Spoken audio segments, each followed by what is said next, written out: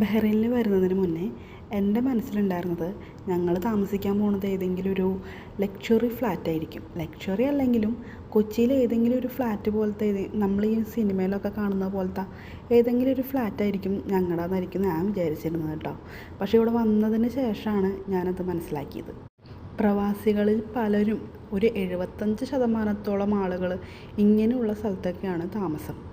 ഞങ്ങൾ ബഹ്റൈനിൽ വന്നിട്ട് ഒരു 3-4 സ്ഥലം മാറി താമസിച്ചിട്ടുണ്ട് കേട്ടോ. അത് വെച്ച് അപേക്ഷിച്ച് നോക്കുമ്പോൾ ഇപ്പോൾ ഉള്ള സ്ഥലത്താണ് കുറച്ചുകൂടി വൃത്തിയുള്ള ഒരു ഫ്ലാറ്റ് ഞങ്ങൾക്ക് കിട്ടിയത്. ഞാൻ ദേ ഇങ്ങോട്ടേക്കാണ് വന്നത്. ഇതൊരു ചെറിയൊരു തട്ടുകട സെറ്റപ്പാണ് കേട്ടോ. ഇവിടെ എൻ്റെ ഹസ്ബൻഡ് ഫുഡിന് വിളിച്ച് പറഞ്ഞിട്ടുണ്ട്. അപ്പോൾ അത് വാങ്ങാൻ വേണ്ടിയിട്ടാണ് വന്നത്. അവിടെ ഡൈനിങ് ഒന്നുമില്ല, ടേക്ക് അവേ മാത്രമേ ഉള്ളൂ. അത് കഴിഞ്ഞിട്ട് ഞാൻ ഈ വഴിയാണ് കേട്ടോ വീട്ടിലേക്ക് പോയത്. ഇത് ബഹ്റൈനിലെ ഒരു സീക്രട്ട് ഗാർഡൻ ഏരിയയാണ്. ഇവിടെ ഒരുമിക്ക ആൾക്കാർക്കും, ബഹ്റൈനിലുള്ള ഒരുമിക്ക ആൾക്കാർക്കും ഈ സ്ഥലം നല്ല കണ്ടുപരിചയം ഉണ്ടാകും. കാരണം ഇവിടെ ഒരുപാട് ആൾക്കാർ വന്ന് ഫോട്ടോസും വീഡിയോസും ഒക്കെ എടുക്കാറുണ്ട്.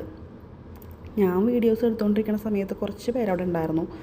അപ്പോൾ മുമ്പ് എനിക്ക് വേറൊരു നെഗറ്റീവായിട്ട് ഫീൽ ഉള്ളത് കൊണ്ട് ഞാൻ അവരുടെ വീഡിയോസ് അങ്ങനെ എടുക്കാമെന്നില്ല. ചിലപ്പോൾ ഇനി അവർ പറഞ്ഞാലോ എൻ്റെ വീഡിയോസൊന്നും എടുക്കരുതെന്ന്. അതുകൊണ്ട് ഞാൻ അവരെ അങ്ങനെ ഡീറ്റെയിൽഡ് ആയിട്ട് എടുക്കാണ്ട് വേഗം ഫോണ് കട്ട് ചെയ്തിട്ട് വേറെ സ്ഥലത്തെത്തിയപ്പോഴാണ് ഞാൻ വീണ്ടും ഫോൺ ഓണാക്കിയത്. അതൊക്കെ കഴിഞ്ഞു കണ്ടു. ഞാനിപ്പോൾ വീട്ടിലേക്ക് തിരിച്ചു പോവാണ്. ബൈ.